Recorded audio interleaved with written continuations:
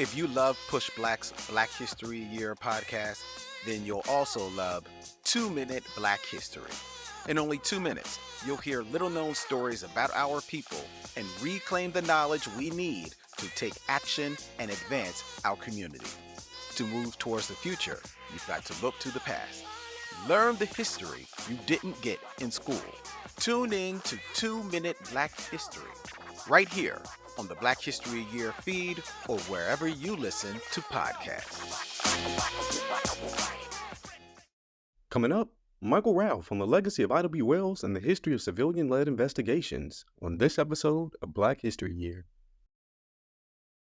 Gearing up for holiday shopping? Introducing Klarna, a smarter way to spend. Klarna has a new cashback program where you actually get rewarded for shopping. Plus, you can split your purchases into 4 payments with 0 interest. It's like having a smart, flexible shopping buddy, making your holiday gift buying easier. Choose Klarna at your favorite retailers or shop now at Klarna.com. California resident loans made or arranged pursuant to a California finance law license. NMLS number 1353190. Klarna balance account required. Klarna may get a commission. Limitations, terms, and conditions apply.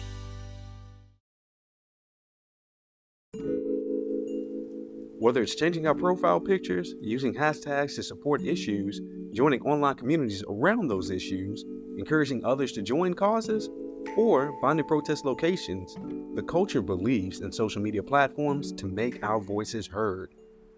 I'm Darren from Push Black, and you're locked into Black History Year.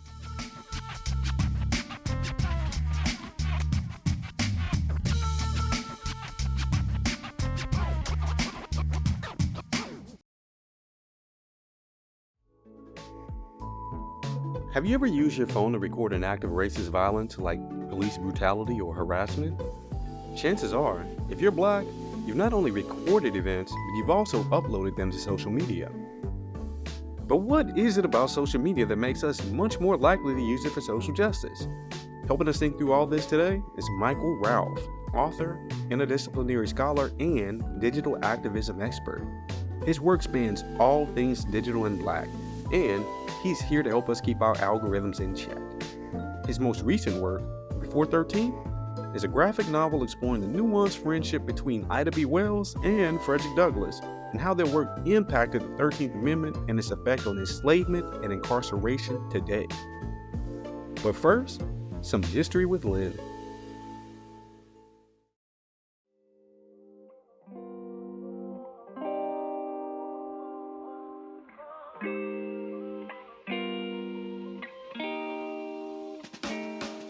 Ida B. Wells was a teacher. Once she and her parents had been released from the bonds of chattel slavery, Wells' parents made sure she and her siblings understood the power of education. Wells thought her path was set. She was wrong. Wells was forcibly removed from a train bound for Memphis, Tennessee. She refused to go to the blacks-only car after paying for a first-class ticket. She sued the railroad, only to have the Tennessee Supreme Court overturn her victory. This was the moment Wells' career trajectory changed. Wells was a teacher by day and a writer of racial injustice and politics by night.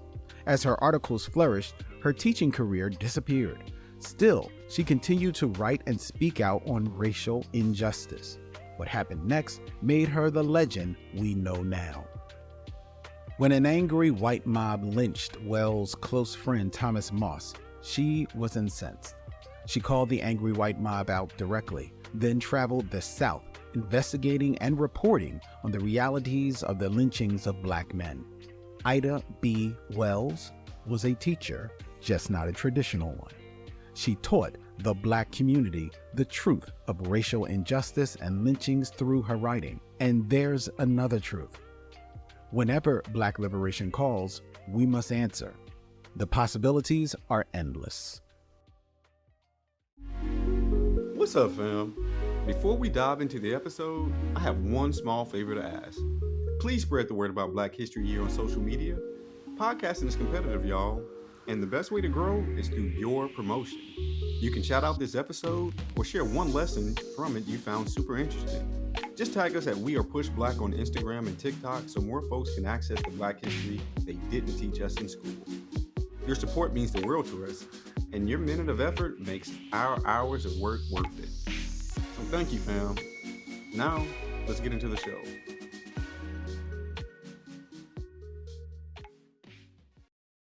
Hey, how's it going today, Michael? How are you feeling? I'm doing very well, thanks. Good to be with you. Yes, indeed. So, today we're here to really think through how forensics and visual investigations can expand the toolkit for holding power accountable. We really want to try to link these strategies used by historical artists and activists like Ida B. Wells and Frederick Douglass. And before we do that, I got a bit of a game for you. Okay. All right, simple true or false segment, and I'm going to just read off some statements. Some will be true, some false, All right. some maybe potentially incendiary, and you Okay. with you. How does that sound? Sure, sounds like fun. True or false, Michael? Frederick Douglass was the most photographed man during the 19th century. True. True or false, Michael? Reparations to victims of American slavery could bankrupt the global economy. False. True or false, Michael? Ida B. Wells is an oft unacknowledged founder of the NAACP. True. True or false, Michael? Nicole Hannah-Jones can be seen as a modern-day Ida B. Wells. True. True or false, Michael? Social media is the perfect platform for the public to pursue justice. False. Last one for you. True or false, Michael? Visualizing white supremacist harm on black bodies is essential for black liberation. True. Thank you. I'm curious, Michael. You have such a rich background. Very curious to know, what does black liberation mean to you? Well, I appreciate the question. To me, Black liberation is a project centered on making sure that Black people of African descent, have the opportunities to cultivate their curiosities and passions that free from structural violence or structural repression, that they have access to health care, education, employment, and that they get to sort of cultivate their desires in community free from harm. Yes, indeed. Thank you for that rich response, fam. All right, thank you. No, it's a great question. I appreciate being able to reflect on that. It's a great question. Yeah. We like to really ground our conversations with that question, because that's why we have these conversations, to really think about how this topic, how this subject may lead to possibilities for Black liberation. And with that said, we are very eager to dive into your new text, a graphic novel titled Before 13. Mm-hmm. Yeah, so want to know about the tensions between Ida B. Wells and Frederick Douglass detailed in Before 13. Can you lay out the brief beat between Ida B. and Freddie B? What was going on there? Sure. Yeah. Well, obviously Frederick Douglass, a renowned orator, diplomat, very influential political figure, activist, and as you noted, the most photographed man of the 19th century. Ida B. Wells, renowned for her journalism, her activism, her organization work, and also renowned for her speaking ability and her teaching ability. And, they collaborated a lot, and in particular sort of decided they were going to work together to develop a boycott of the 1893 Chicago World's Fair, as it's sometimes called, or the Columbian World Exposition. Basically, that was an event that took place every few years and allowed nations to kind of show their military might, their success in enterprise, their cultural achievements, and things like that. And the United States was really revving up to host this sort of world exposition and really showcasing to the world these various successes or imagined successes. But of course, 1893 is basically about a generation after emancipation, and African American intellectuals and artists were banned from the proceedings. None of them were on the organizing committee. So there was no sort of presence of African people in this sort of major global exposition. And so not only were they excluded from presenting, but, African Americans were very concerned about essentially being trapped in a condition approximating slavery in many instances, despite being a kind of generation after emancipation. And so Ida B. Wells and Frederick Douglass agreed to boycott it and to help sort of steer attention toward this kind of injustice of the United States presenting itself as this global success, despite being tremendously unsuccessful in remedying the harms and the legacies of enslavement. But ultimately, Frederick Douglass was invited to present and to give a speech as part. He was invited by the Haitian delegation to Wow. give a speech at the exposition because he had been a diplomat from the U.S. to Haiti before, and the Haitian delegation recognized that African Americans were not present and sought to create an opportunity for African Americans to be present through Frederick Douglass, which could seem like an important achievement, but Ida B. Wells was frustrated because they'd already agreed to boycott it, and now it was as if he was going back on their agreement. And so he did end up speaking at the exposition, and they kind of had a falling out, but then eventually sort of patched it up and sat and talked. And Ida B. Wells ended up doing an edited volume called The Reason Why the Colored American is Not at the World's Columbian Exposition. And Frederick Douglass, among others, contributed a piece to that edited volume. Copy that. Thank you so much for laying out that rich history. Yeah, my Uh, pleasure. Quick follow-up question. What do you think the Sure. turning point was? What did Ida B share with Frederick Douglass that allowed him to reconsider his role? Yeah, I think actually, well, Ida B. Wells was a very fierce critic of injustice, and I think maybe people know Frederick Douglass for his equanimity and Yeah. sort of sage wisdom, but Ida B. Wells, I think, had a very kind of piercing critique and analysis. And I just think that she was very candid with him about maybe the limits of his approach and about the need to kind of be strident, in critiquing some of these injustices and things like that. So I think that the fact that, ultimately, uh, ultimately, he recognized, I think, the limits of his own strategy and approach after sort of sitting and talking with her, and I think was very kind of apologetic about the fact that he had not maybe been as mindful as he could have been about his role in the proceedings. Because I think she caught a lot of flack for sort of maintaining her protest about the exposition, especially after he was involved, because I think some activists were divided by the fact that she was still going forward with the boycott in many ways, but yet he was going to now be speaking. So I think Frederick Douglass could have realized that involuntarily he had kind of created a rift in intellectual and activist communities, and I think that their friendship and her intellect was able to kind of heal that rift, and they ultimately produced this really powerful publication under her leadership. Yes, indeed. Yes, indeed. Before we move forward, Michael, I'm curious, at a very high level, what do you think their productive disagreements can teach us about the pursuit of social change today, or social justice, Black liberation? Are there any kind of underlying lessons we can learn in terms of tactics to pursue social justice? Yeah, that's a very important question. I think you hit the nail on the head with the concept of tactics. I think often people are focused on maybe their principles or their arguments, but not their tactics. And I think it will take a broad range of tactics and strategies to sort of deliver justice and freedom. And ultimately, we all have a role to play, whether it's community organizers, healthcare officials, elected officials, teachers, scholars, artists, musicians, engineers, lawyers. I mean, I think that too often there are somehow like tensions, I guess, between different groups. I mean, speaking as an academic, I think academics often have an inflated sense of their value to movements. Nonetheless, they play an important role, and their research can inform a lot of what's happening in different sectors of society. But I think it's also important for us to learn from everything else that's going on. And of course, many of us are involved in community in many different ways.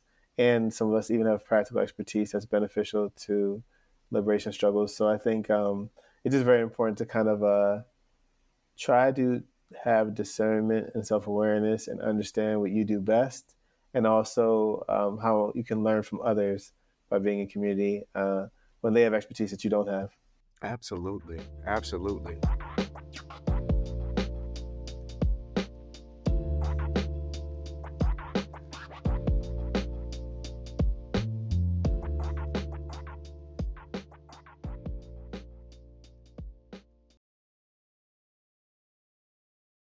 Where'd you get those shoes? Easy. They're from DSW. Because DSW has the exact right shoes for whatever you're into right now. Like the sneakers that make office hours feel like happy hour. The boots that turn grocery aisles into runways. and all the styles that show off the many sides of you, from daydreamer to multitasker and everything in between, because you do it all in really great shoes. Find a shoe for every you at your DSW store or dsw.com. When you think about businesses that are selling through the roof like Aloe, Allbirds, or Skims, sure, you think about a great product, a cool brand, and brilliant marketing. But an often overlooked secret is actually the businesses behind the business, making selling and for shoppers buying simple.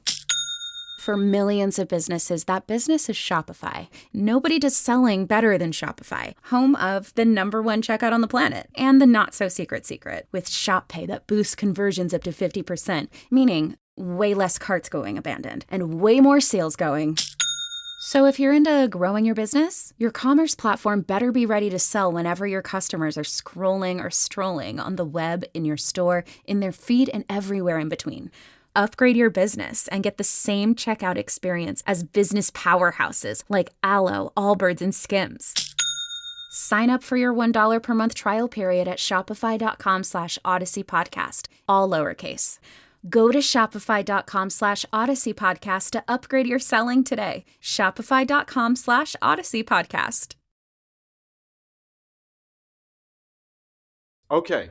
All right. About to open up the conversation a little bit. But before we do that, I do want to try to ground us for some of our listeners, self included, that may be unfamiliar with some of the terms we were about to engage right now. Okay. With that said, I got a bit of a mini segment for you. It's titled How to Explain It to a Middle Schooler. I like the sound of that. All right. All right. I'm just going to raise up about 3 or 4 different concepts that you work with in your particular practice. Okay. We just want to know, how would you explain this term, this concept, to a middle schooler? Sounds great.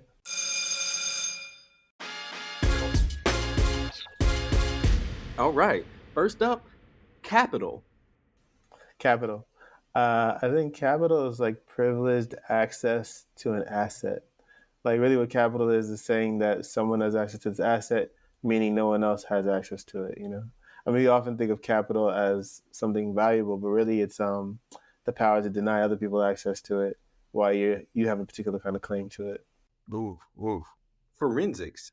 I think forensics is ultimately about who owes what to whom, you know? Or forensics is a method of inquiry that sort of explains how something happened and what should happen next as a result. We associate it with, let's say, explaining how someone died, but even in forensic pathology, it's about like how someone became ill. Or let's say we think about a car accident, you know, 2 cars hit each other. Ultimately, there will be some kind of police investigator or somebody who will come to the scene and decide like who's at fault, like who hit each other and who's at fault. So I think forensics is sort of, I guess, a form of inquiry that explains what happened to create some kind of breach and also who owes what to whom as a result. Copy that. Okay. Got a heavy one now. Okay. Social death. Well, social death is often associated with, let's say, the violence of slavery. And really, it's a term popularized by Orlando Patterson, the historical sociologist.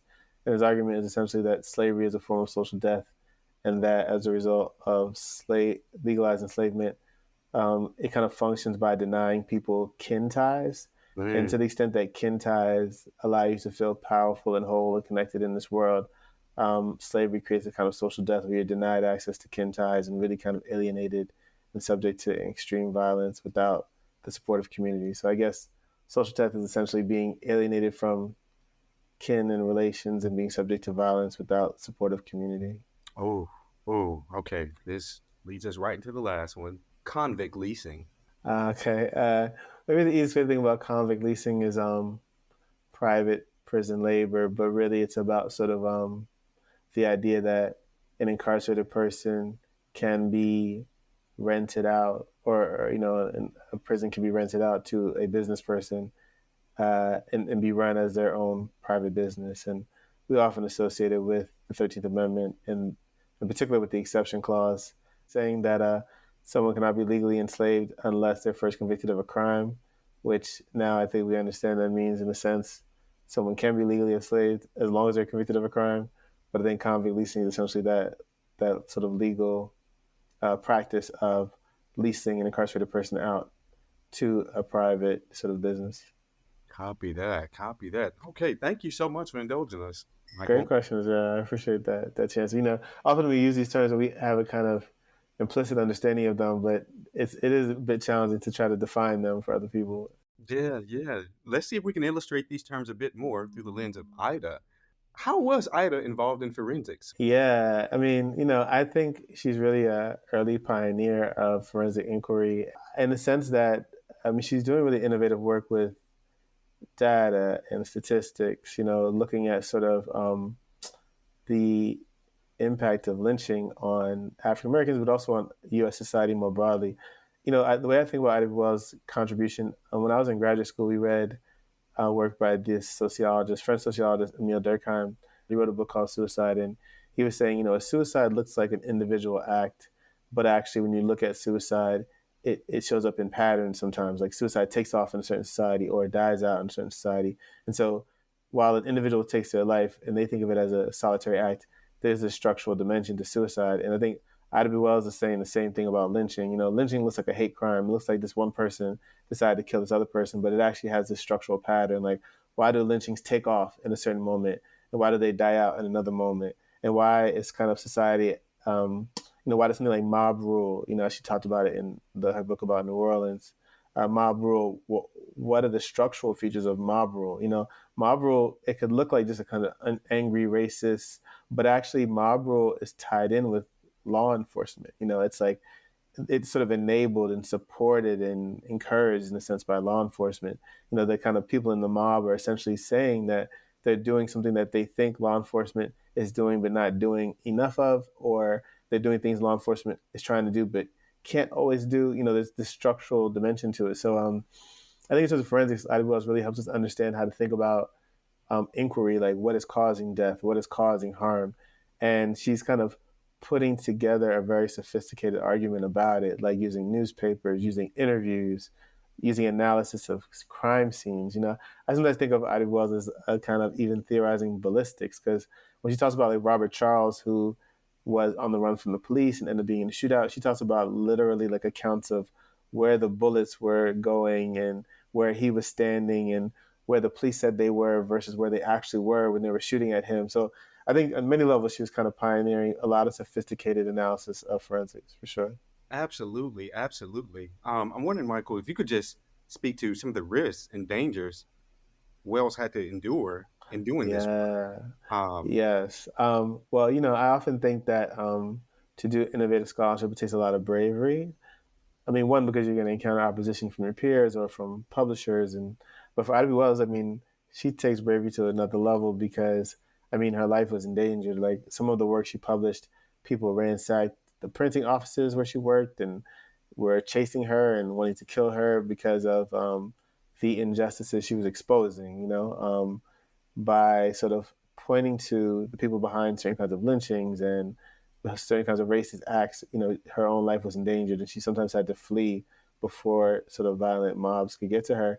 But she also was brave in another sense that, she actually had famously sued a railroad company for discrimination because she was sitting in the first class car and they tried to move her to the colored car, which was like not just, segregated and reserved for African Americans and other racial minorities, but it was also like a smoker's car. So it was not even healthy to be sitting there if you're a non-smoker and you're seeing all this smoke and stuff like that. It was also a more dangerous section of the train because people kind of just would stow away on the train and things like that.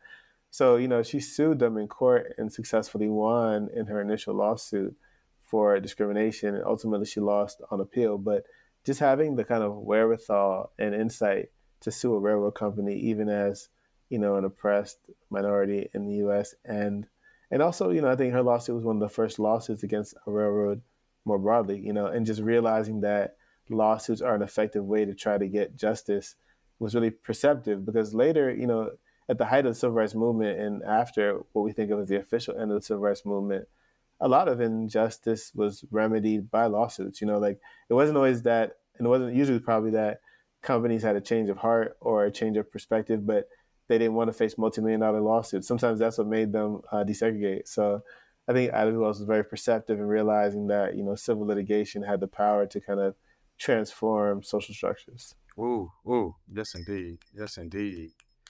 Wow. Okay, there's so many paths we can go down now with our conversation. I'm trying to navigate it, trying to figure this out. But there's a term or a field that I came across, which kind of parallels a bit of your own research, but this notion of forensic art or forensic activism. Um, I'm curious, how do those terms land with you? And are there any examples you can lift up to help break what that medium is? Yeah, I mean, I actually think that forensics is a really useful term and a term that's kind of capacious in a way. Sometimes when we think about, let's say, the origin of injustice or something, people think about like the Enlightenment and like maybe 17th century to the present, and this idea that certain groups have access to reason or truth and make certain ideas about other groups. But I think that the modern era, is also the era of forensics in the sense that the parallel sort of phenomena to the Enlightenment is like um, police detection, like footprints and fingerprints. And, now we think of, particularly for someone like I'm trained in anthropology, and I think like forensics kind of speaks to this contradiction at the heart of the human experience where we're all the same as human beings at one level, right? But at another level, we're each distinct from each other. And what we're calling forensics is really that form of inquiry that explains what makes us distinct. It's like, you could have identical twins, but maybe their retinal scan is different, their fingerprints are different. Otherwise, they could look similar, or you could be in the same family and may have similar speaking patterns, but each person's voice is somewhat different, or something like that. And this question of like, what makes your voice or fingerprints or retina different from everyone else speaks to this tension between what we share and what is unique about us and special about us. So I think forensics is kind of speaking to that. When you're trying to looking at some kind of forensic inquiry, it's like, well, who is responsible for this act, and what is the residue or trace of this person? Is it a hair follicle? Is it a fingerprint? Is it a footprint or a pattern of walking and stuff like that? When like physical anthropologists look at somebody, even like skeletal remains, they sometimes can look at like someone's spine and their legs and how they're structured and tell what they did for a living based on like how their bones look or something like that, right? And so it's like that's really fascinating that your life's work and sort of repeated forms of practice create a path and a kind of trace for people to understand who you were in life or something like that. I think a lot about this movie, Beasts of the Southern Wild, where the protagonist, Hush Puppy, she's in her house drawing these.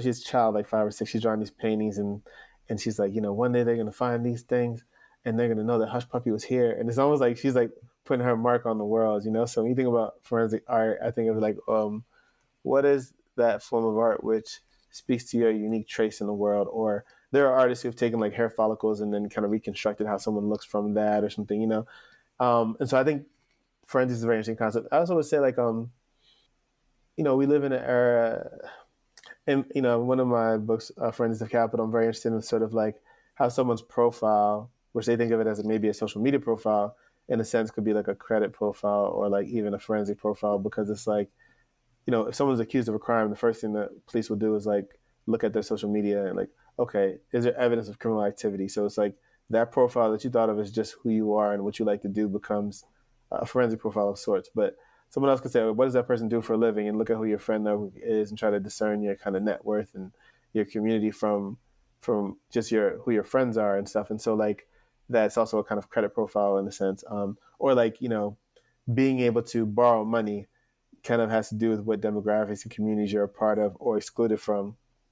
So I think I'm very interested in profiling, and in the way forensics is about profiling. Ultimately, it's like, well, who is the individual or who is the group that is responsible for this particular kind of act? And is there certain kind of characteristics to this person or this group?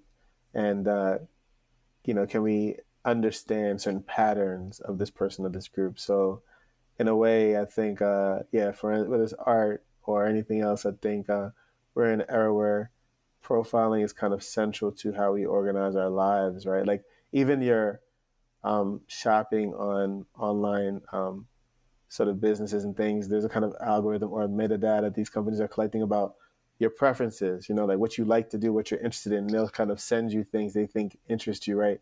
That's a kind of profiling they're doing about you. So in a way, I think forensics is just critical to how we live our lives these days. So you lifted up your text, Forensics of Capital. I want to hold on to that just for a second. Very much curious. How might a forensics of capital look different from the other modes of forensics that you just outlined for us? And how might undertaking a forensics of capital with respect to any social justice issue, whether it's think of victims of police violence or state violence, yeah, how might forensics of capital serve as a mode of almost activism, or could it? Okay. Yeah, absolutely. I think it could. The term came from an article by this writer, William Peets, and he was using it to talk about actually the railroad accidents and the history of assigning monetary value to human life. And he called that forensics of capital. He basically was saying, like, okay, the history of railroad accidents, to make a very long story short, is the kind of first instance where the monetary value of life was based on there's kind of a monetary value assigned to human life based on wage labor, basically, because prior to that, there was an earlier moment when if someone was killed by an inanimate object, they would essentially, the owner of the object had to transfer the value of that object over to the government or something like that. Oh, wow. And in the era of railroads, it was also the era of wage labor. And so now they started saying, well, it wouldn't be just the value of the object that's transferred. Instead, it would be the value of the lost life if the person died, or if the person was just put out of work based on a railroad injury.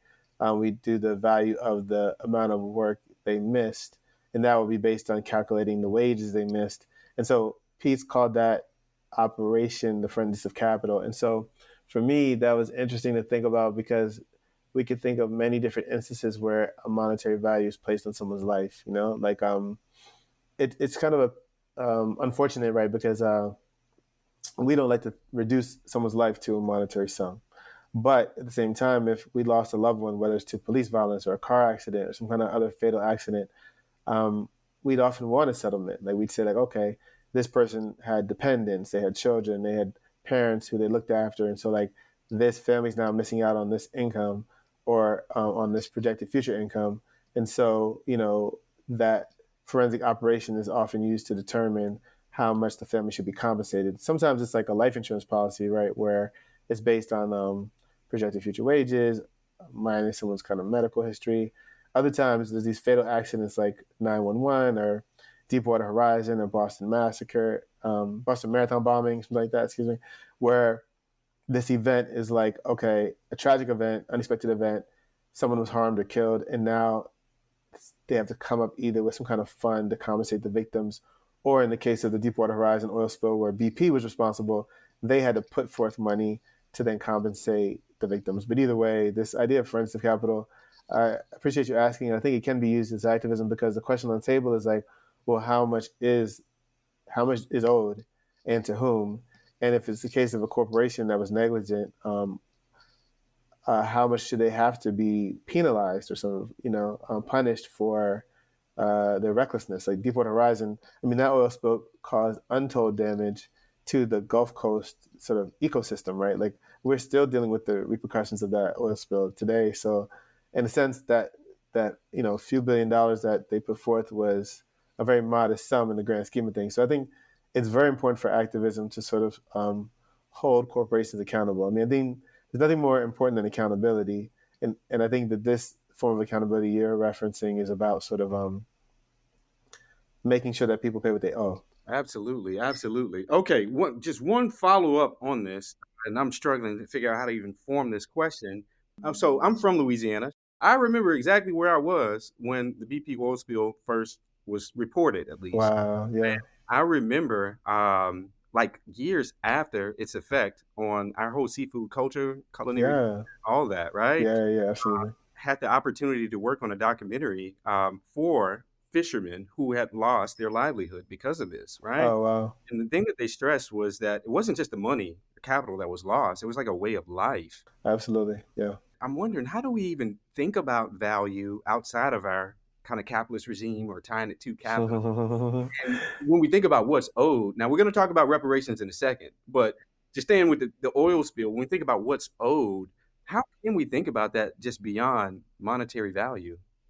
Yeah, it's an important question because obviously, man, like human life is in a sense priceless, and certainly the Gulf Coast ecosystem is priceless. Not just the animals and the wildlife the nature, plants, flora and fauna, but also, as you know better than anyone, the cuisine, the musical traditions, the political traditions, the intellectual traditions, artistic traditions. There's so much there, and all of that was impacted. And so, like, first, I think you're right to suggest we shouldn't reduce it to just a monetary sum. I mean, so I think there's this tension there because it's like you don't want to reduce to a monetary sum, but then we also don't want to overlook the huge monetary implications, Yeah. And I think so. I think there's a dilemma there, but I think we should always be really imaginative in our accounting of things. Like people think of accounting as being about math or something, but accounting is very literary ultimately, right? It's like you're creating a narrative about productive activity, like you're basically creating a narrative about what someone has been doing and why it's valuable and the ways in which it's valuable. That's what an accountant does, right? So it's like, you might be like, well, I don't do anything. I stay at home and take care of my siblings. They're like, oh, okay, so you're a care worker, and you could actually, that's a form of expertise that is valuable in the marketplace. So I think that we don't want to reduce it to monetary value, but then we don't want to overlook this. And I think we come from communities where often people are sort of underpaid and overworked and undercompensated, and then people will take sort of like creations and make millions and billions of dollars off of them, and the people who pioneered them didn't get credit for them. So I think both things are true, that we don't want to reduce that, but then we don't want to overlook that either.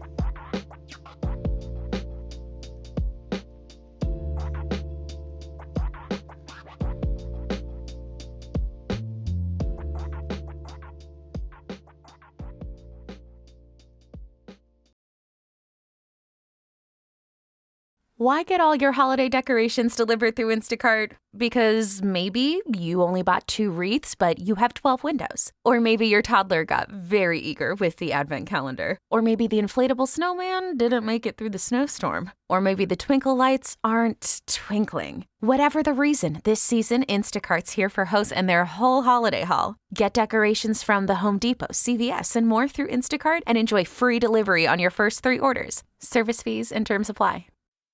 Ryan Reynolds here for, I guess, my 100th Mint commercial.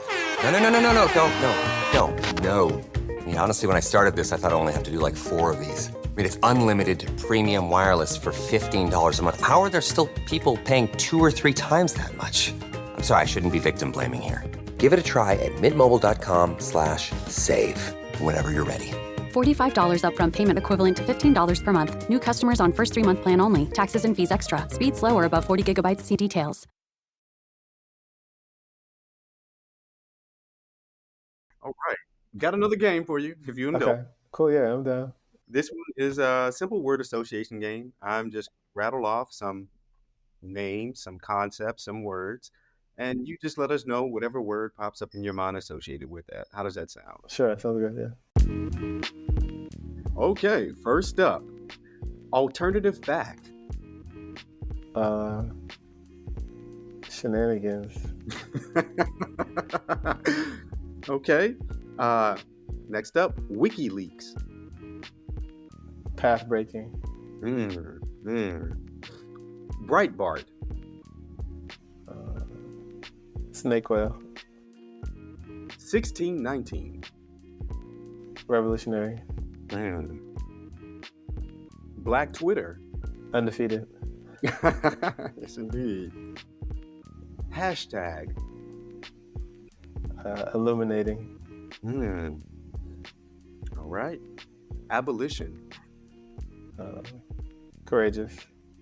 All right. Thank you so much for your Yeah, thank you. That was cool. All right. So, I want to talk about modern day evolution of forensics and think about it on a very vernacular, everyday level. With that said, I'm curious, in your perspective, Michael, do you think the way the hashtag is functioned on Black Twitter during the BLM movements, do you think the hashtag can almost be seen as a new red record, thinking of Ida's work in her day? Yeah, I definitely think that hashtags are profound and important, and they chart a path, to kind of highlight and illuminate injustice, and they allow for communities to kind of gather. I saw this really powerful art exhibit by Cameron Rowland recently, and it was called Properties, and he was talking about different kinds of property and property to property, and he had in there this overturned pot. It was just off to the side when you first walk in the room, and it looked almost like it was there by accident, like not part of the exhibit. But as it turned out, it was there because that was a signal that enslaved people would use for a gathering. They would just like take a pot and turn it over, and they would know that's where they were going to meet later. Yeah. So in a way, it feels like a hashtag. It's kind of like a digital version of that overturned pot. Like, okay, here's like what we're gathering around right now. And so I think that that's powerful and important. Absolutely. Yeah, it can be. I mean, the reason why, in the opening question, I had said that I didn't say. I disagree with the idea that social media was the perfect platform, but it's more just the word perfect because it can be incredibly imperfect, right, too. Like we see a lot of nonsense in social media, but it is a powerful tool for organizing, when used with intention. Yes, indeed. Well, I'm curious about the tensions that come up with that specific platform or just the media infrastructure in general. Are you optimistic about its capacity to reshape how human rights activism and struggle is practiced, disseminated, received? Yeah, I'm very optimistic. Yes, I'm very optimistic about it, and I do think it has like profoundly important opportunities.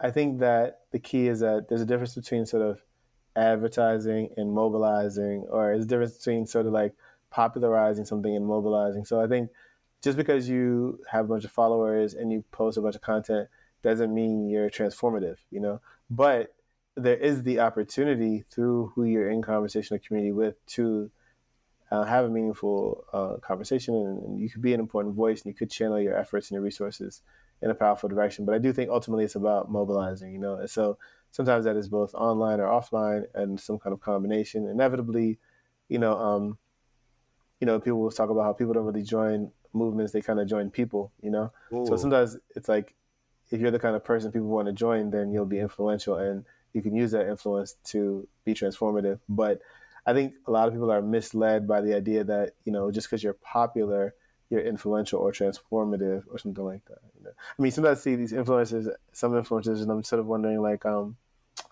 it's kind of a travesty, right? Because they have like millions of followers and they're not doing anything of consequence besides just being ridiculous, and trying to find kind of provocative or controversial ways to get more followers and more money. So there's nothing important or impressive about that. But I do think that the platform and the opportunity is there. So I think that's interesting for sure. Absolutely. Okay. Just last little bit here. I'm personally, okay, I used to be really optimistic about this space. So much so, I wanted to shape my whole PhD dissertation around Black Twitter as a different mode of storytelling and whatnot. Ever since Elon bought it, though, it's like Mad Max or something, man. It's terrifying now. Just thinking about the rage farming that happens there, the bot accounts, all that. Yeah. I guess what I want to ask, I'm not even sure if there's a relationship here, but just curious what you think, Michael. Is there a relationship between the algorithmic enclosure and data extraction that takes place on these platforms and your mode of forensics, specifically thinking about forensics of capital? Is there a relationship between forensics of capital and algorithms whatsoever, you think? Yeah, I think there is. I mean, actually, and I appreciate that question. I mean, first, I think there is in the sense that, your social presence, your online presence really is your algorithm or your activity. That's what people understand you as. So it's not like the truth of who you are, it's what they see. I mean, it can be convoluted, right? Like, you could use the same Amazon account as your siblings and your parents, and like Amazon will think you both like to wear dresses and suits, and you like little kids' toys and these sort of math books. And, it's like, what is the algorithm? It stands in for the person, but it's not really the person. So I think this question of friends of the capital is sort of like how who you are shapes your access to capital, or how who you are shapes how you're governed and things like that. And so I think the algorithm is definitely relevant to that. But I think it's relevant in another way too that you were talking about in terms of bots and things. Because like a friend and colleague, this guy Will Tracy, was talking about this idea of the dead internet, where it's like people think they're talking to other people, but they're not, right? And so like you could be posting comments on a page and all the rest of the comments are like by bots and things, and you think it's real people and you're arguing or whatever, and that's a bit scary and confusing. The idea that you're not even talking to other people, you're talking to kind of computers or something, I don't know. And so I think what I've observed is in some places, people are being much more intentional about their own community, like wanting a version of a platform, but for themselves. Like, oh, in this organization, we'll just have like a 500 member version of Facebook or a 500 member version of Twitter and have conversations like that. I think that's interesting that people are kind of pulling away from the sort of global universal platforms and just having a more carefully curated conversation, partly because they want to know who they're in conversation and community with. Absolutely. Absolutely. Okay. Don't want to lose sight of building a bridge between the work that Ida was doing, what's happening on the social media space. But just taking a step back from social media, I'm just thinking about the rise of citizen journalism, uh, digital community journalism, and just this notion of decentralized authorship when it comes to presenting like eyewitness testimony of state Uh-huh. violence or corporate violence. With all that said, Michael, how do you think about concepts like accountability and legitimacy and credibility, particularly in this era of alternative facts and fake news, but also like with the lack of accountability on social media spaces as well? How do we think about legitimacy or credibility of evidence mobilized there? Yeah, I mean, I think, like I said before, I think there's nothing more important than accountability. And I think that ultimately, to have accountability, you need to have a certain sense of community because you need to be able to be candid and hold people accountable. Like, you need to say, listen, and work through that. Like, we don't agree with what you did. Here are our concerns. Here's the kind of conduct that we embrace and celebrate. Here's the kind of conduct that we have a problem with. That's very important. And if you don't have a community or don't know who you're in community with, how can you have accountability, right? Or, I think that's very important. And I think also, though, the other aspects of what you're saying, like credibility, legitimacy. I mean, I sometimes will ask students, like, how do you know if something is true? And they say, oh, if I see it a lot. I'm like, oh no, like like that. And so I think what's funny is, like, in this moment, a lot of let's say institutions or companies that once were very reputable, whether it's Washington Post, New York Times, or Ivy League universities, people are calling into question the kind of legitimacy of these institutions. And, initially, maybe, let's say in the era of George W. Bush, people associated that with like the right. They say like, oh, okay, Right. Bush is kind of proud, like he's the kind of guy you want to have a beer with. He's not an intellect. I mean, if you go back and watch speeches like by Bill Clinton or something, he'll recite Thomas Jefferson and be like, in 1700s, the U.S. scrapped. Like, it's a very different model of what a head of state is. But then I think now, even on the left, people are like, oh, we don't trust these sort of elite institutions. We don't trust these publications. And I think there's good reason to be critical of any kind of publication that's fundamentally elite, fundamentally controlled by a small group of people or something like that.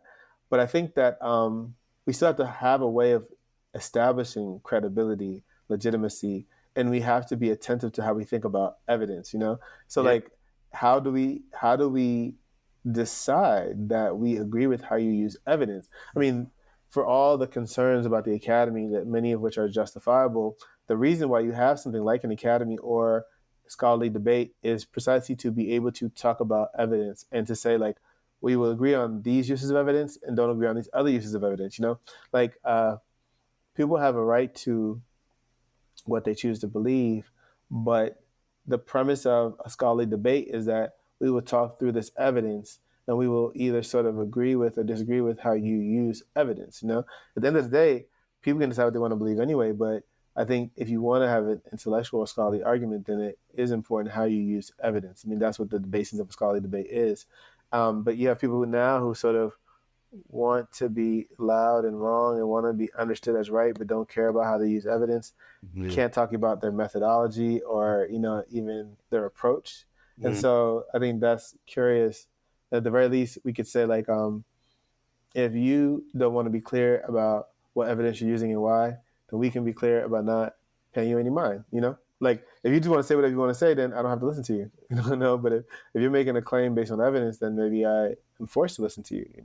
Oh my gosh, this opens up a whole nother can of worms. I don't know if we're gonna have enough time to touch upon this. Let me see if I can just sneak this in real quick. Okay. Does the decentralization of truth, or rather knowledge or knowledge production? So you mentioned like the Ivy League institutes, a lot of folks are skeptical of that, and also like major news outlets. So this decentralization of truth, of knowledge, of news, do you think that undercuts citizen-led forensic investigations, or do you think that supports it? Actually, I think it opens it up and supports it potentially. And I think, to bring it back to Ida B. Wells, so like Ida B. Wells is interesting because she's not like Du Bois, she's not like Fanon, she's not like someone else where she has this place in the academy as such, right? Du Bois is like a widely regarded scholar, PhD. Ida B. Wells was a journalist who scholars took seriously, intellectuals took seriously. She's definitely a theorist, but she's kind of outside the academy. I mean, she was a school teacher, but she wasn't like a college professor or something like that, right? But yet people cited her work and took it very seriously. And I think that shows that like a citizen-led project can be taken seriously based on how you use evidence. Like if you use evidence in ways that scholars respect, they will take you seriously. You don't have to be inside the academy to be part of the scholarly conversation. So I think that's very important, actually. I think it's a bit tricky because I don't want to say somehow that the scholars are right. I just want to say that there's shared conventions for how you think about evidence. You know what I mean? And so if you want to participate in that conversation, you're going to have to use evidence in ways that are kind of sanctioned, you know? Right. And if you don't use evidence in ways that are sanctioned, you won't be part of that scholarly conversation. But what I think is interesting is also that, like, you know, our ancestors, whether it's Du Bois, Ida B. Wells, Walter Rodney, Eric Williams, Sylvia Wynter, let's say Claudia Jones, as ancestors, you know, I think people forget that they were both leading scholars and on the front lines of political movements and things like that. And now I think there's a way that because people are so skeptical of the academy, they will reject the academy and say, like, oh, I want to be an activist. I'm not a scholar, or I don't care about scholars, you know?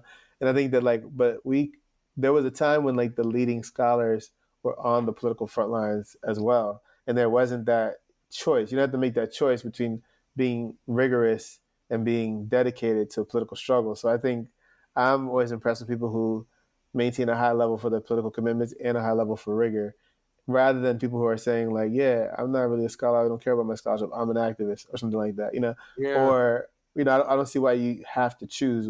I think both should be taken very seriously. And I'm very concerned ultimately about a scholar who doesn't take the scholarship very seriously. I think that's dangerous or even deadly. You know? Yeah, I'm feeling like I want to get personal. I'm gonna just sneak this comment. Yeah, I think you should say what's on your mind. You know? Okay, so I do have an organizing background for 4 years, specifically housing and labor organizing. One thing that really put me off when I entered into my PhD program, UC Santa Cruz, was the almost gulf between the objects of study and the scholars' actually lived experience, their lives. Let me just say it plainly.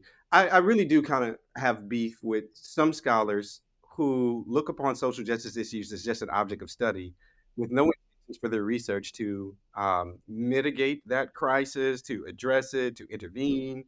Yeah, I do. Yeah. I think you're making an important point. I mean, ultimately, I don't think there's anything wrong with living a good life or having a happy, comfortable life. And, you know, but I think that there are people who, in their scholarship, they're talking about progressive issues or even identify as radical, but they're fundamentally aristocrats, actually. You know, like in terms of what they care about. All they may care about is sort of like hobnobbing and something like that, like being around wealthy, influential people. But because of what they write about, you would think like, oh, okay, this person must be committed to these causes or something. So I think that it's important, as you're saying, it's important not to take at face value that someone has certain commitments just because they choose to do certain work. That's for sure, I think, you know.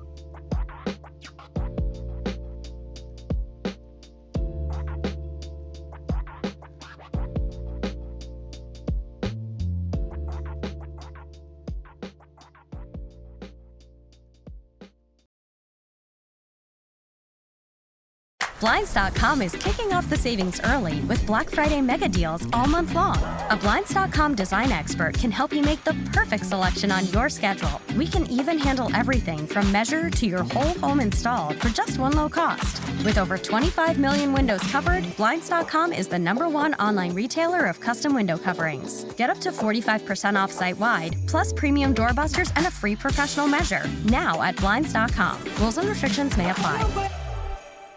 At the Home Depot, the holidays have arrived. And so is all my family, so I'm working on keeping up with the laundry. The Home Depot is here to help with Black Friday savings up to 40% off select appliances. Spend less time doing laundry with smart, efficient appliances from Samsung, ranked #1 in customer satisfaction. Perfect. Less laundry time means more family time. Get Black Friday savings now with free delivery and financing on select appliances at the Home Depot. Visit jdpower.com/awards for more details. Offer valid November 6th through December 4th. U.S. only. See store or online for details.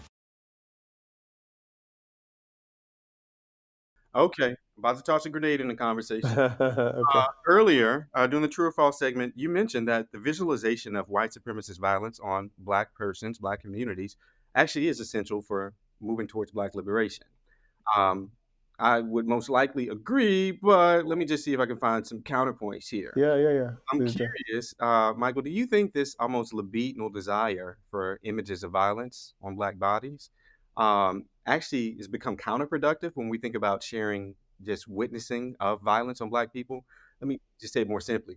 Videos of all these murders of Black people, all the terrible things that happen to Black communities across the globe, do you think the visualization of that can have the same impact as the red record? Do you think it may have become counterproductive? Is it received more like it's a consumptive thing now? Any thoughts there? Yeah, I'm glad for this question actually, because even when I said yes, I had reservations about saying that, and I think I was like yes with an asterisk or yes, but that's kind of how I felt. So I'm glad you brought that back up. I think that was very astute to bring it up. I think it can be potentially detrimental in a couple ways. Yes, I'd say it's important because we need to know about certain kinds of abuses. We need to know certain kind of practices are happening. We need to even see it sometimes to know the horrors, but that doesn't mean that we always need to see it or we need to see it all the time, or that seeing it is enough. Like part of my reservation was to think like, oh, there's plenty of people who've seen police killings of unarmed Black people, and that did not in and of itself radicalize them necessarily. It could have been voyeuristic. Yeah. They could have been sadistic and amused by it. They could have had like derogatory views of Black people and thought they deserved it. I mean, plenty of people saw the Rodney King beating and didn't think the police were guilty, right? So like, just because you see something doesn't mean that you come to a critical consciousness about it, because part of it depends on the context in which you see it in the context of your life. So I think that I do think, and to your point, people can be desensitized to these things for sure. I think there can be a downside to proliferating images of Black suffering. I also wonder, I observe sometimes that the extent of someone's political project is Black suffering sometimes, right? Like, It's not actually Black empowerment. It's like, even when they're concerned to highlight Black suffering, it's as if they think that that's the end of the project. So in their minds, maybe Black people are to be pitied or something, and maybe even helped, but pitied, and they deserve charity. Not like Black people deserve to have the fullest expression of the lives they want, or access to capital and infrastructure and health and education, and to build a world in their image, or based on their desires. I think that so even a kind of well-intentioned person can still have a problematic view of Black people, and that view can be informed by, images of Black suffering and things like that, rather than a kind of commitment to Black empowerment. So yeah, I think for a lot of reasons, I do have concerns about just the kind of spectacle of Black suffering and how much attention there is on that. Still related to visualization of violence, providing evidence. I'm curious, what do you think about this term slow violence? And what do you think it has to do with forensics? Yeah, I encounter that term sometimes in terms of environmental devastation, even like this idea that maybe the foods you eat and the neighborhood you live in could be detrimental to your well-being, but you don't notice it because it's hurting you over generations. And I think that that's an important point, because that's largely how structural violence works, in a kind of slow and almost imperceptible way. It's like, oh, the schools in your area are so inadequate that no one sees the point of going to school, or the teachers are not motivated and the school has very few resources. And so there's a kind of intergenerational poverty that persists, in part because people don't have much social mobility. So I think slow violence draws our attention to these kind of almost imperceptible ways that oppression kind of gets like sedimented in certain areas and makes it difficult for people to kind of escape from those dynamics. I mean, while like individuals like to give themselves a lot of credit for their achievements, I mean, statistically, like most people who are born in poverty will die in poverty, and most people who are born wealthy will die wealthy. I mean, it's like there's some movement in the middle, maybe from like, you know, working class to middle class or something like that. But, you know, at the extremities, those things tend to be intergenerational. And so I think that that's just like profoundly important to take note of. Okay, we're going to close this out with a conversation, few minutes, just about reparations. Now, we know we could have a whole series just on this, right? But I want to kind of connect it to this attempt at visualizing slow violence. We think about the cumulative effects of the transatlantic slave trade and what's owed, and I don't want to talk about what's owed to who. Think about certain movements pursuing reparations out there. But with that said, first off, can you just share a little bit about your work in reparations, specifically the Reparations Project? And could slow violence, the visualization of slow violence, be apt at pursuing reparations? Yeah, well, Reparations Project was a workshop I did while I was at NYU. I taught at NYU for like 15 years, and we sort of had this speaker series that I curated with Dr. Maya Singhal. We sort of like brought in interesting, innovative scholars working on reparations, or who we could be in conversation with about reparations in interesting ways. And you know, I think that the way I approach reparations is like, to me, it's not remotely controversial, because going back to our conversation about injustice and sort of liability, right? When a corporation is guilty of some kind of documented harm, or like let's say BP Deepwater Horizon oil spill. Okay, so they caused the harm, they caused the deaths, they've caused the damage to the environment. Therefore, they're on the hook for however much they owe. Now, I think we'd all agree that slavery and colonization caused a lot of harm and a lot of death. So now the question is just like, who are the victims and how much do they owe? It's it's not remotely controversial to me any more than a car accident that results in a death is controversial. It's like, if you're responsible for the accident, you're responsible for the death. Now you pay up, right? So that's just how I see it. So, you know, I think that this goes back to what we were talking about with creative accounting. If you could say like, okay, this many people were killed over this amount of time, and now over this many generations, this group was enabled to amass this amount of wealth, and this group was now denied access to this kind of wealth, and this group went to these schools, and this group was denied access to these schools. You know, it's pretty easy to see how over time, oppression kind of compounds, and poverty compounds, and assets compound as well. So I just think this is where the narrative comes in, like being very attentive to the narrative and thinking carefully about sort of, you know, how we understand and narrate injustice helps us think about who owes what to whom. But I also don't think that, you know, you asked an interesting question about whether reparations can bankrupt the global economy. And I would say no, because, you know, if we undertake a thought experiment like let's imagine that there was some kind of, you know, reparations commission in the U.S., National Commission, and they come up with the idea that, you know, the U.S. government owes African Americans and African descendant peoples $5 trillion. Let's say it's an extraordinary sum of money. It doesn't mean that the government has to cut everybody a check. It could say, okay, hypothetically, we don't know how we'll pay people $5 trillion, but we know for certain everybody gets free college tuition, everybody gets free healthcare for all their lives, free access to libraries and museums. And that would be like a whole different social order where like most of the population experiences social institutions for free.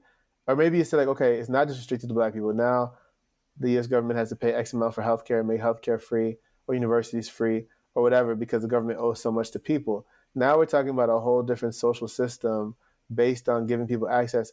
But all that's going to do is increase social mobility for most people and create a healthier society, reduce crime. So everybody benefits from that kind of policy anyway. So to me, this question of reparations actually can lead to policy implications that we all benefit from. So it's not even remotely controversial. It's like, listen, if you injure people, then you owe them something. And how you give them what you owe is a question of policy. But we can come up with policies that ultimately are beneficial for all of us. You know, I think everybody would agree that keeping people out of poverty and reducing crime is beneficial to all of us. So. Absolutely. Absolutely. Thank you so much for paring that down for us, because often when that term comes up, there's some groups, within the diaspora that gets really charged up around this particular issue. Yeah, But I it's love true. It's the true. relation of it. Like this could actually help all of us, right? Yeah, I mean, another example I think about reparations sometimes is like, this guy Robert Meister gave a talk about just he was talking about the bailout, and he's pointing out that most of the country was against the bailout when it happened, and didn't think that financial institutions should be bailed out. They thought the money should go to ordinary everyday people, not the banks, or not to sort of going into sort of broader financial mechanisms. And so, if you take that idea seriously, that the bailout represents money taking from people, and you do some interesting calculations, like he said, by one way of calculating this, you could argue that the value of the bailout against the number of taxpayers in that year amounts to sort of like $100,000 per person, which could ultimately be viewed as a kind of stimulus, that like if the money was given to ordinary people, you could have given like $100,000 to taxpayers rather than give that money to corporations or, to Wall Street firms or whatever. But, the bottom line is like, we can think creatively about policy and certain kinds of reparations along different registers, and I think that reparations for slavery is one kind of reparations, but there are other kinds of reparations, or people are arguably deserving of other kinds of reparations as well. My goodness. Okay, fam. So still thinking about reparations, I'm thinking about Ida B, thinking about the Red Record, I'm thinking about attempts at visualizing slow violence as it relates to the African diaspora. But I'm wondering, Michael, is more evidence needed or more power needed to achieve this model of reparations you just presented to us? I'm just thinking about the limitations of our current juridical systems. Is it possible to achieve that? Like, what sort of evidence could lead to that model of reparations? Or is it even a question of evidence, or is it a question of power at this point?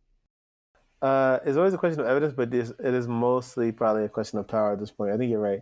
I think the evidence is there. It has to be organized and curated in a certain way. But I think that it is largely a question of power, because I think if we go to the bailout, the reason why the bailout played out the way it did is because of who is in power ultimately, right?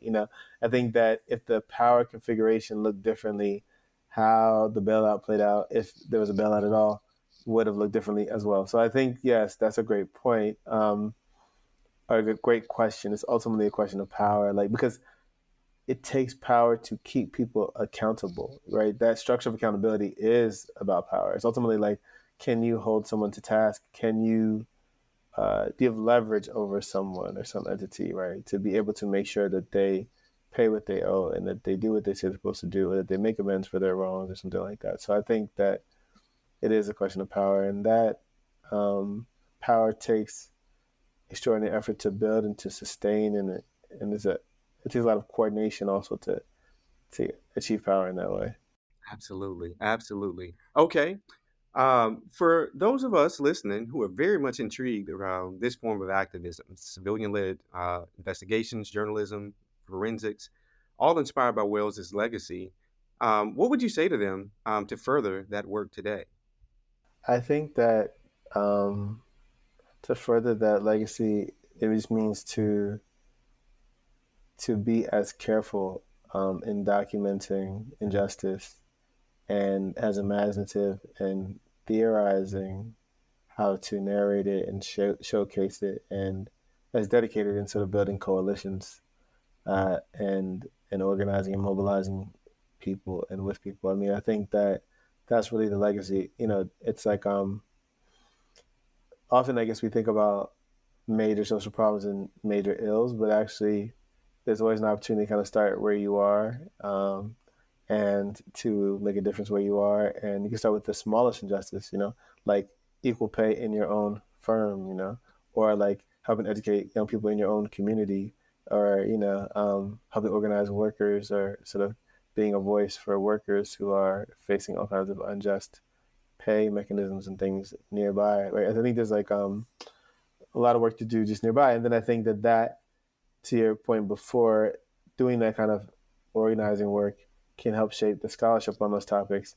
And by people who are organizing and people doing scholarship, and sometimes those are the same people, being in conversation in community, it can lead to more sort of path-breaking insights about how capital works and how politics works and things like that. So I mean, I think that often the people, who are victimized by these forms of exploitation have powerful insights about them, or at least understand these things much better, than people who are merely engaging in a kind of academic exercise. But for sure, if you are a researcher, you have often the luxury of time and sometimes resources to do research, which can be beneficial to different kinds of groups who are organizing who don't have the time or resources. So I think by sort of collaborating, we can achieve a lot. And I think that's part of the best way to kind of contribute to Ida B. Wells' legacy. Thank you so much for all your rich responses, Michael. So this season, we're asking each guest to contribute one song to our joint playlist for Black liberation. With that said, Michael, what's one song that has to be on your soundtrack for the revolution? I would say Mumu Fresh is my why, because ultimately I think it comes down to sort of like what is driving us, what is motivating us, what is that we consider to be important and profound and illuminating. So ultimately, that's what makes us who we are, what we care about, what we're dedicated to, what we're passionate about. So I think that would be my choice. Word. Thank you so much, man, for taking thank you. I appreciate it. To share your expansive knowledge base with us.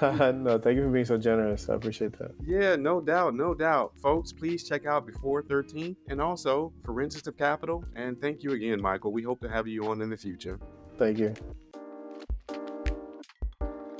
That was the multi-talented scholar Michael Ralph, historian, anthropologist, and author of Before 13th, a graphic novel that offers a provocative examination of Blackness, enslavement, and freedom through the lens of the 13th Amendment.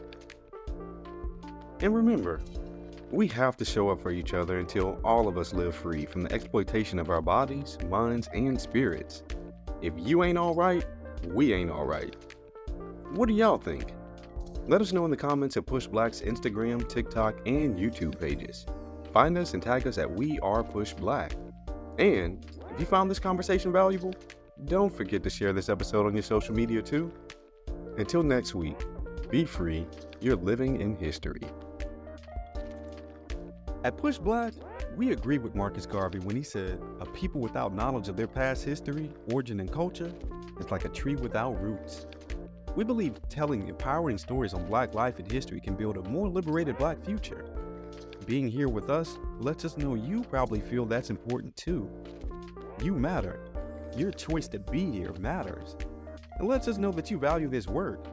And you make Push Black happen with your contributions at blackhistoryyear.com. Most people do $5 or $10 a month, but everything makes a difference. Thank you for supporting the work. Black History Year is a production of Push Black, the nation's largest nonprofit Black media company. Our team includes Brooke Brown, Amber Davis, Mina Davis, Kevin McFall, Gabby Roberts, and Leslie Taylor Grover. Producing the show, we have Cydney Smith and Lynn Webb, who also edits the show.